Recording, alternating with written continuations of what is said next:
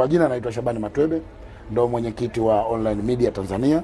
Kitu kikubwa alichokizungumza Bwana Makonda jana, kitu ambacho vijana wengi waliojiajiri online media wamekifurahia na wamekipokea kwa moyo mkunjufu, ni swala la mikopo ya vifaa. Tunampongeza kwa hili, kwa hatua na uthubutu wa kusema kwamba anakwenda kupambana kutafuta zaidi ya bilioni 2 ili kuja kuwakopesha vijana wapate vifaa. Ni kweli vijana wengi wanaofanya online media wanatumia simu, hawana laptop, hawana ofisi. Kwa hiyo yeye kuchukua hatua hii ni hatua ya kwanza ambayo ataacha legacy kwenye online media, na hii ndio sifa ya Makonda. Of course hatumsifii sana, ila ni mtu ambaye anapenda kikaa sehemu kuacha alama, na kitu hiki tunamwombea apambane kadri ya uwezo wake ili aje aache alama kwa vijana hao, kwa sababu hakuna namna nyingine ya kuachia alama hawa vijana zaidi ya kuwawezesha hapa walipo na kwenda mbele.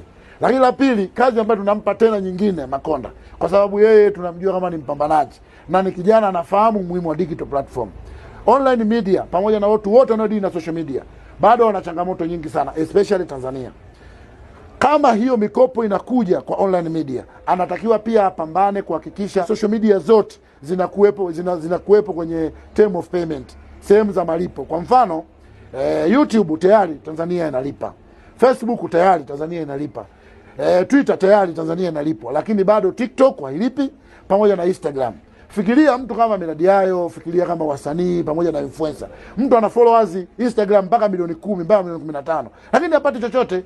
Kwa hiyo kazi kubwa ambayo anatakiwa akapambana naye ni kuhakikisha Instagram pamoja na TikTok inalipa commission kama zinavyolipa YouTube, kama inavyolipa Facebook kutokana na impression.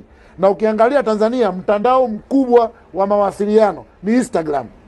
Huo ndo mtandao mkubwa, na sasa hivi unafuata kwa kubwa kabisa ni TikTok. Wadada wengi wapo kule, wanafanya mambo mengi sana, wanapata impression kubwa sana, lakini hakuna chochote wanachopata. Kwa hiyo tumwambie kwa Makonda, tunampa mfupa mwingine, aende Meta, aende akapambane. Kenya hapo watu wanalipa, South Africa watu wanalipa, na yeye aende akapambane Tanzania, Instagram ilipe na TikTok ilipe. Hiyo ndio itakuwa njia pekee ya yeye kuwakomboa vijana hao. Na akilifanya hilo Makonda atakuwa amefanya jambo kubwa katika maisha yake, na hata sahaulika leo wala kesho, kwa sababu digital haidanganyi.